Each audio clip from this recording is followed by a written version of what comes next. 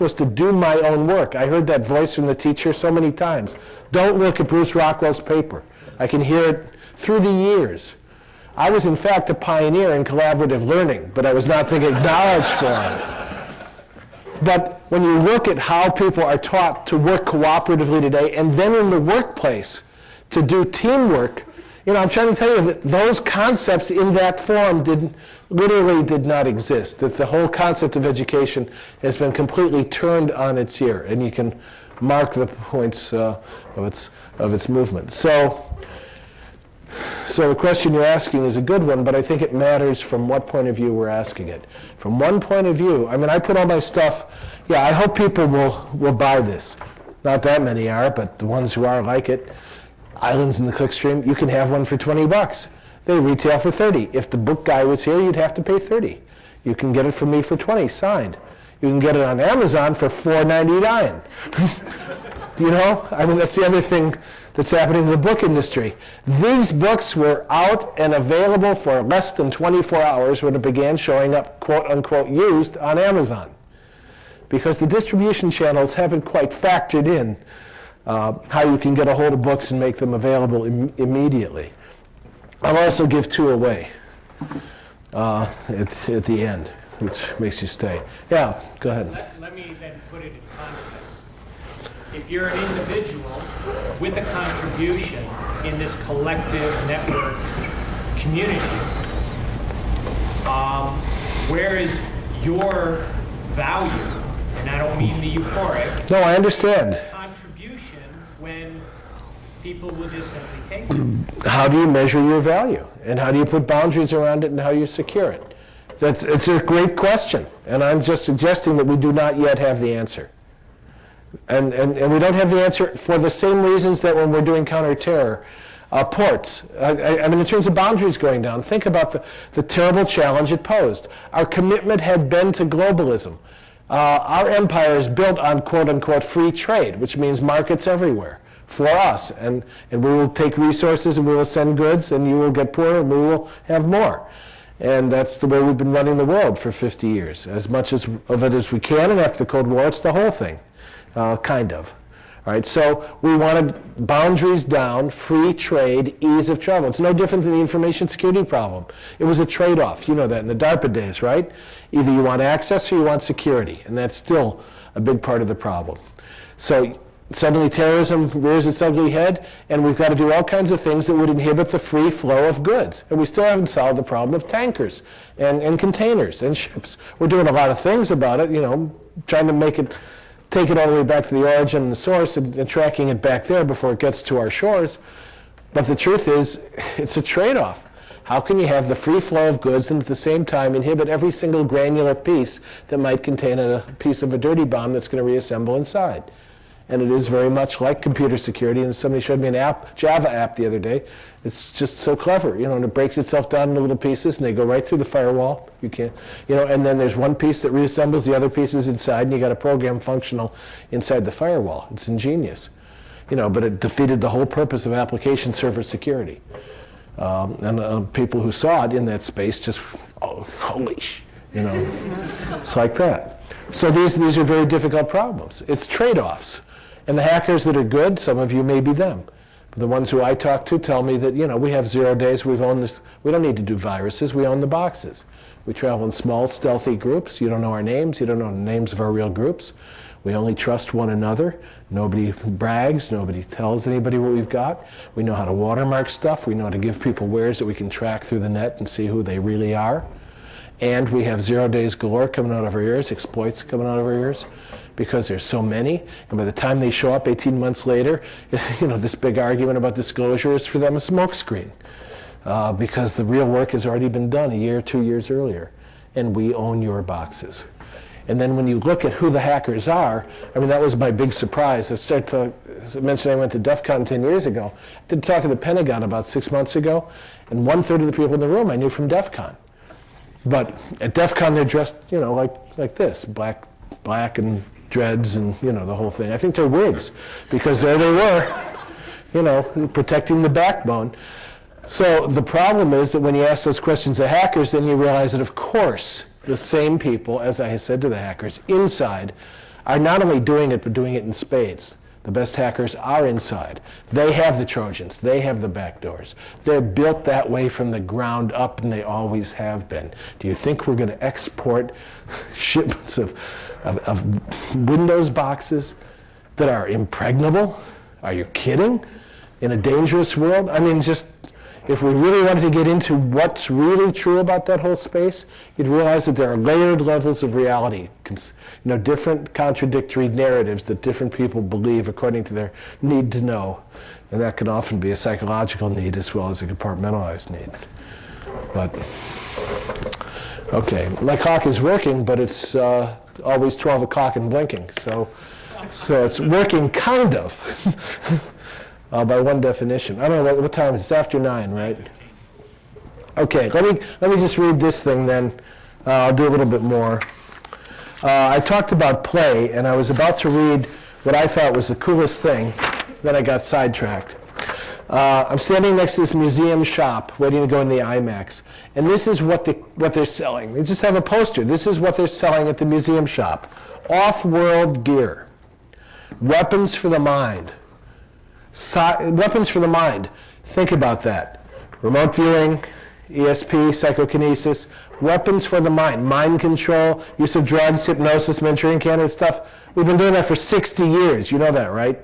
60 years we've been doing that stuff. Sirhan. Cyber pets, idea generators, cosmic debris, alien life forms, space armor, space junk, and thought reactors. Now, if my hypothesis is correct, that we go to see what the children are playing with in order to see what's coming next.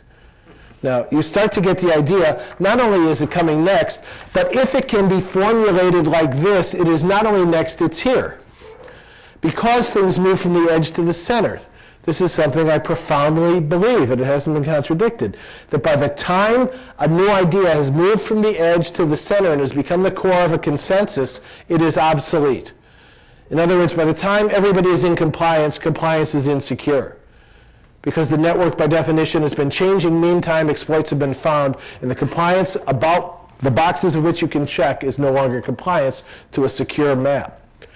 If this is what kids are playing with, all I'm suggesting is you want to be creative. How do you think the unthinkable? Think about what my friend at NSA said. How do you free the mind? How do you think the unthinkable? UFOs. How many of you think UFOs have a chance of being something objective and real? All right, not very many. Well, a few. As the consensus builds, people feel more comfortable coming in, look around, say, all right, yeah, I like leather. Yeah, I didn't know everybody. Are you in the? Okay. All right, so that's how consensus builds. We give each other permission to be the individuals that we are. So I use UFO stories as a way to just show people what it is about anomalous data and what it does to the mind, because this is the heart of creativity. And then I'll kind of shut this down. But back when I was a priest, I mean, the reason that's relevant is because the conversations people have confidentially with their priests are usually sincere. They may be confused or perplexed, but they're usually sincere. And my first little parish was on the edge of Hill Air Force Base in Utah. And the senior warden, which is the principal lay officer of the parish, was a guy who was at that time a major. He retired a full bird colonel. He was the kind of guy who had the right stuff, you know? I mean, he's short, right, so he's cocky, right? Had a cowboy hat on, you know, mirror shades, stogie, flak jacket, Levi's, cowboy boots. He'd kind of come into the church, you know, just kind of settled, didn't have to say anything, you know, and everybody would kind of gather around because he had authority. He had that sense of from within him that had given him so many medals that he never wore for us. He never talked about what he did in Vietnam, heroic things that saved lives. He's that kind of guy. He really had the right stuff. 1978, Close Encounters of the Third Kind has just recently come out. Cool movie. I'm from Northwestern, right? So I've read, Alan Hynek was there, Scientific Inquiry, the astronomer who worked with Project Blue Book. And so I was interested in Jacques Vallée was there, who wrote a lot of other books on UFOs, a computer scientist of a high quality. And so I said, Bob, you know, all I know about these UFO things is what I read, and what I read is that you guys in your fastest fighters chase these things and you can't catch them. Now, Bob's a cocky little guy, right? And he always had this kind of smirk on his face. But I'll never forget that what happened is, he just kind of looked perplexed. And instead of being a straight-ahead kind of guy as he always was, he just kind of turned away and he says, well, you're right. We chase the goddamn things and we can't catch them. Now, when I tell that story to corporate audiences, the intention is for them to then become aware of the quality of the silence in the room. It's here too, right? What you're listening to is your mind clanking to a stop. Because here's a guy who's just commended himself to you as reasonably intelligent and articulate, and certainly has some credibility. And he's suddenly presenting you with an image of credibility of an Air Force officer with the right stuff that doesn't fit your belief system. Because what that guy told me, and I'm telling you, is that they're real. Okay. End of the entertainment. Now, the silence is the mind trying to come back and forth as it bounces from an anomalous datum that doesn't fit. See, that's the purpose of telling that story. It's also subliminally to prepare you for the landing. Because I work for two masters. I don't want to be eaten. I voted for photos. It's funny what happens after you tell that story. Down in Orlando, a guy came up, and I was in the Air Force for 20 years. I said, well, you probably don't have any UFO stories, do you? He says, well, I have just one. I said, what was it? And he says, well, I was in Vietnam. There was a lot of that activity in Vietnam, wasn't there? He says, well, it's apparently. And he was on the weather tower, and there's a guy in the control tower, and that's the most boring duty. He sits there and looks at the weather. Well, the weather is muggy. And the control tower is, a control tower. So they're sitting there, and it's late, and they're just doing nothing, and a guy calls from the control tower. He says, you got anything on your radar? He says, why do you ask that? He says, well, I've got something that looks like it's coming in contrary to where you're supposed to come in.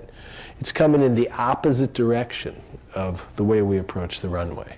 And it's coming in fast. So he goes and looks at his radar, and he says, yeah, it's coming in the wrong way, and it's coming in fast. And he says, I'm going to go, you watch the radar, I'm going outside. And he goes outside, and he looks up, and then it stops, and it stays motionless for a few minutes, and then goes away. Those are the kind of stories people come up and share. But what's relevant is that he said, they were both supposed to report it. And the guy said to him, you're going to report it? No, you called me. You got to report it. Well, I'm not going to report it.